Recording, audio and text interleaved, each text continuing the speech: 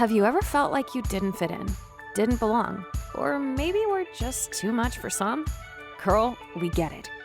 This is Women Around the Well with Jenna Hatula, a weekly podcast where women of all ages and stages share their stories to inspire, educate, and empower one another. From motherhood and marriage to health, wellness, and faith, we're talking all the things. The messy, the meaningful, and the moments that shape us. Because life is unpredictable. Faith is a journey. And let's be honest, some days you just need Jesus, good friends, and a reminder that you're not alone. Hey, sweet sisters. Welcome back to Women Around the Well. This podcast is where we meet with our full hearts and our sometimes empty cups, where we don't have to hide our hard days or hustle our feelings away. And today, I want to talk about something that might not be on your radar yet, but it really needs to be: scoliosis. Now, before you skip or scroll away from this podcast thinking, that's not for me, sis, stay with me, because this episode could be the very thing that equips you to see something early in your own child, your niece, a student in your classroom, or a friend's little boy who just happens to walk a little bit different. So let me tell you about this moment I had in Aldi this morning. Actually, it all started because I was just running to the store with Jack to pick up a couple of things here and there. And then, if you've ever been to Aldi, you have to go down the whole Aldi aisle, the one that has all the things. And you never know, you might just need something there that day. Well, as I was rounding the aisle and I looked down the aisle, I saw a boy, maybe 11 or 12, walking ahead of his mama. And my heart was just caught in my chest. Oh, I knew instantly what I was looking at. His shoulders were uneven. There was a clear hump on the right side of his back by his shoulder blades. He had a slight lean and his steps seemed tense, like his muscles were bracing for something invisible. And he twitched and ticked a little. And I just knew what I was seeing. It looked exactly like what we saw in our own son, Caden. In the fall of 2024, we were just doing life. We were getting ready to sell our home. We're getting ready to move. We had the busyness of managing a home and a move and a business and coming back from traveling internationally. Lots of things were happening all at one time.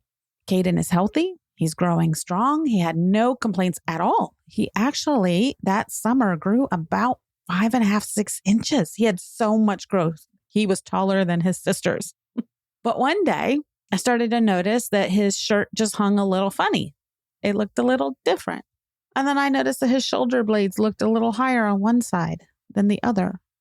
I noticed that he had more muscle on one side of his back than the other. Like I would hug him and realize I thought, muscle. Wow. He doesn't have the little boy body anymore. And maybe it was his posture, and maybe it was because he grew so much, but I honestly, at that time, just kind of brushed it off. Maybe it was the growth spurt. Maybe it was just me overthinking things. And it wasn't until the tics and the twitches started. He would rotate his right shoulder like he was trying to work something out.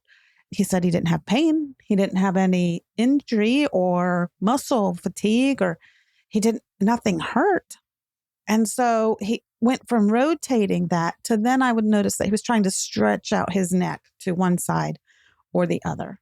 And then from there, it went to twitching and ticking, and almost like it was completely unconscientious that he would just tick, that he would bob his head or he would twitch to the side, or in the worst cases, like his upper body, his shoulders, almost like break dancing, but not. And then I thought, is he just doing this to get attention? Because of course it's so noticeable. Everybody would ask, what's he doing? Especially the family. It wasn't until a friend of ours that was showing us homes, our friend Gus, he's our realtor and our friend. We do life together. He noticed and he asked that day. And he said, is Caden okay? What's going on with him? Now, Gus has had kids in sports and has experience with specialists and therapies and all sorts of different things. So he's like, is he okay? And I was like, for someone else outside of the family to actually recognize what was going on was my flag.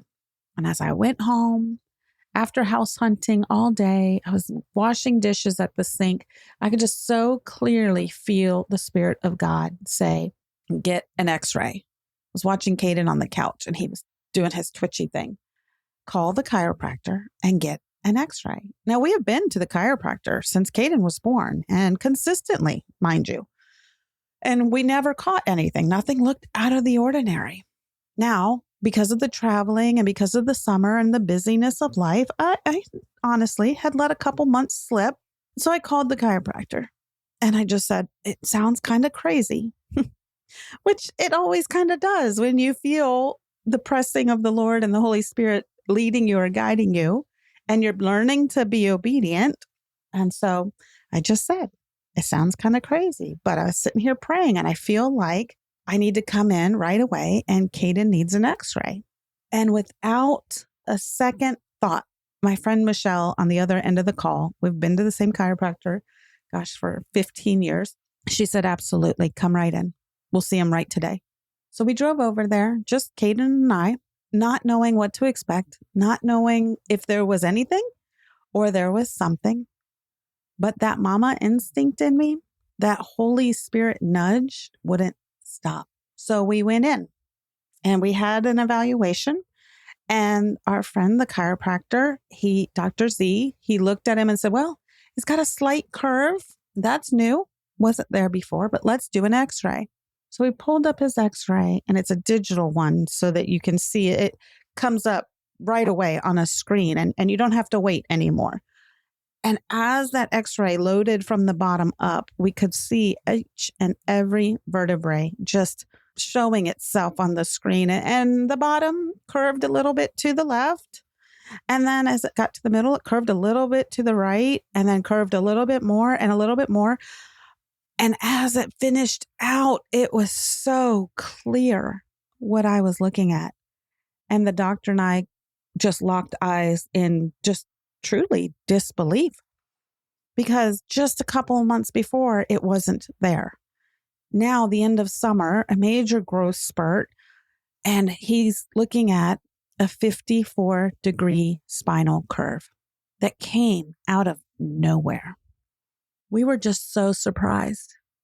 We both looked at each other. We went back to the evaluation room. We pulled up the x-ray again, and he began to educate us on scoliosis.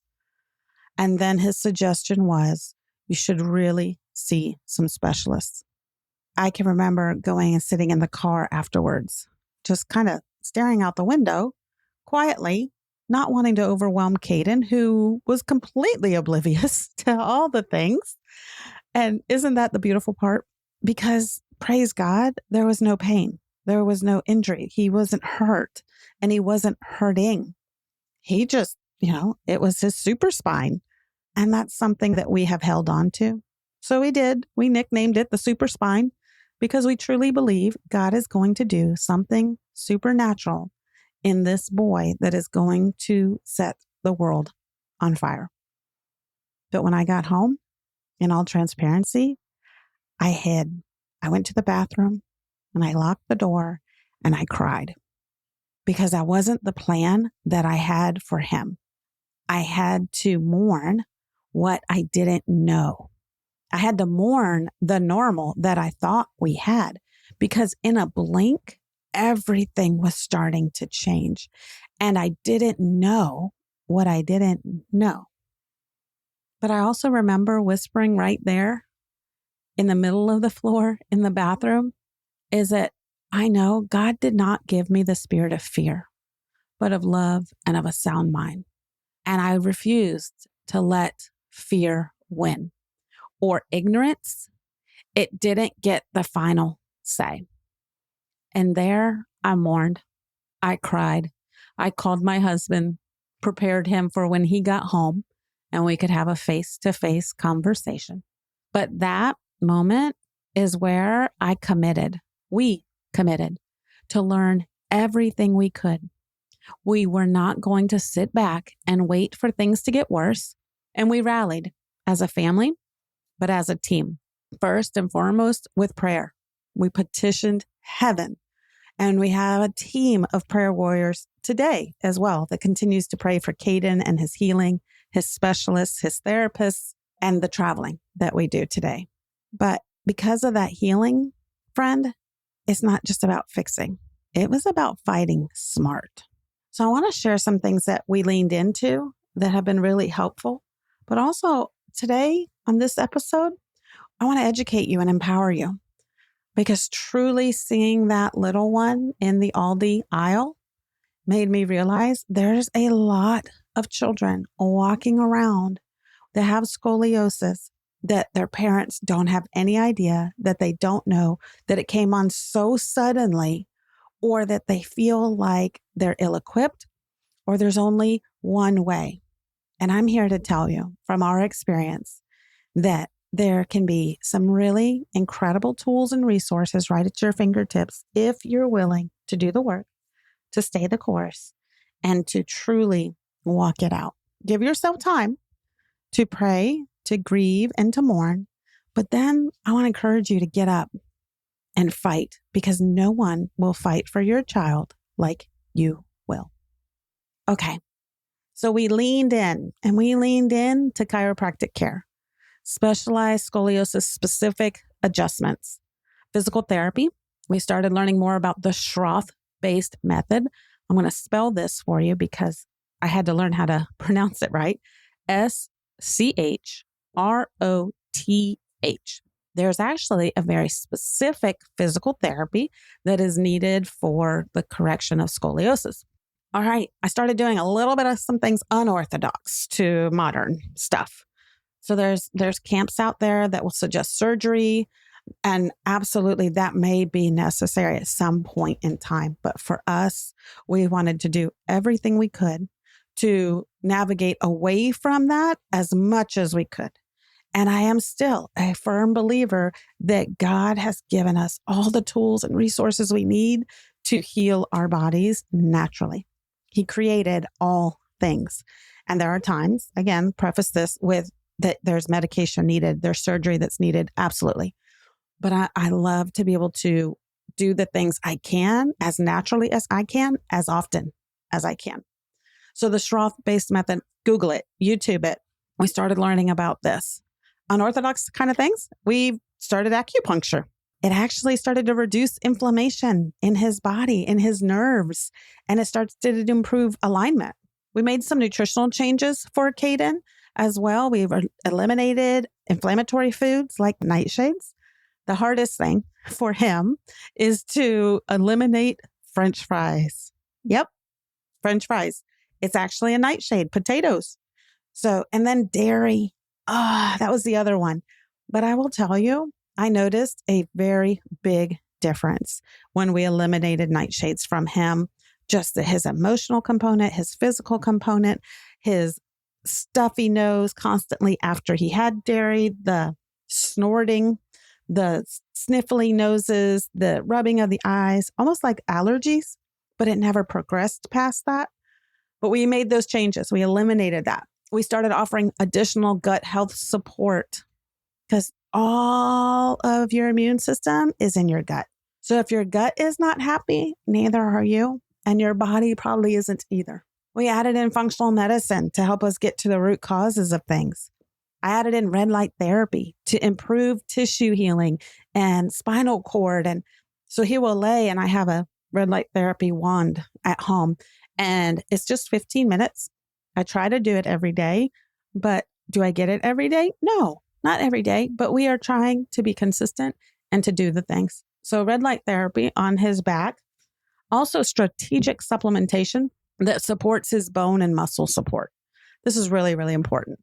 And then we found some heroes out at the University of Texas in the orthopedic department for scoliosis and the National Scoliosis Center. We choose to go out to Houston, Texas, and we met Hope. And literally, Hope met us there. Literally and spiritually, we were introduced to the Chanel style brace. This is a fully custom designed for Caden only and his body. This isn't your old school plastic shell one size kind of tries to fit all when it doesn't fit anyone. This brace is a work of biomedical art. It's 3D scanned and pressure mapped to gently shift the spine in real time, creating spaces that promote correction, not just holding. And Caden got to actually be a part of creating his own brace. It was a really cool experience for him and for me.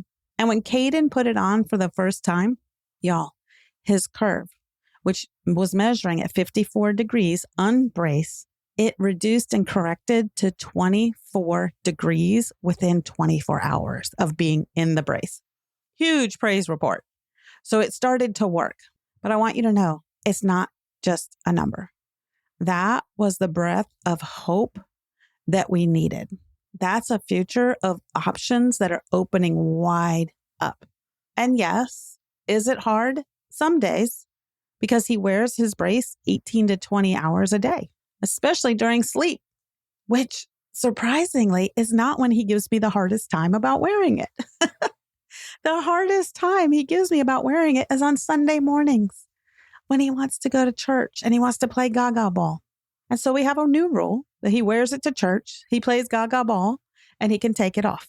He is responsible for it and has to put it somewhere safe so it doesn't get broken or somebody messes with it, which I can't imagine that they would, but you never know. Kids are kids sometimes. And then he gets to put it back on, but it doesn't impede his life.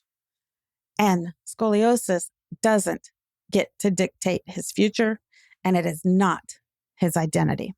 That's why we're not just enduring the brace. We actually reframed it and we named it his armor. See, we all have body armor.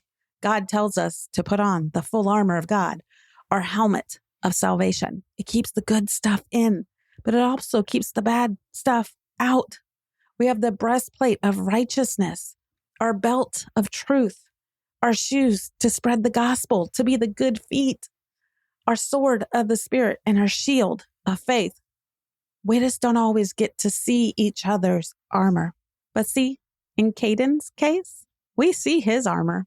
It's on the outside for all to see because God is truly doing something super in that boy. And he is a warrior. He's fighting for his future spinal health. And we celebrate every single hour that he wears it, every small correction and every step forward.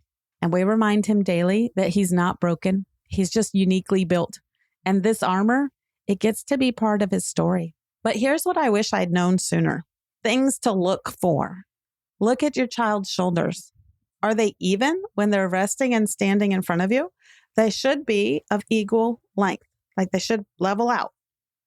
Have them bend forward. Try to touch their toes. Is one side of their back higher than the other, like an arch that looks out of ordinary? Do their pants sit crooked at their waist? Is their head centered over their hips? Are they complaining of back pain or muscle tightness? See, Caden didn't complain about that. He didn't actually have any pain, but he had all the other things. Do they twitch or fidget in ways that just don't seem hyper? They just seem off. If any of this hits your gut, pause, look again, and then call your pediatrician. Because, sister, I know this can feel overwhelming. Scoliosis isn't just about the spine. It affects body image, emotional health, sleep, school, sports, all of it. But you do not have to walk this road alone. See, God's not surprised by this curve.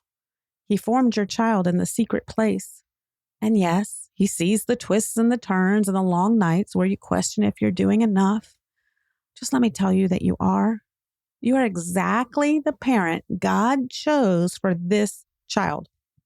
You were built to be their advocate, their safe place, their hope bearer. And your voice matters in the doctor's offices, in the IEP meetings, and in the midnight prayers.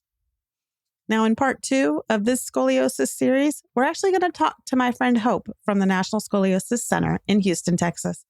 She's not only brilliant, she's compassionate.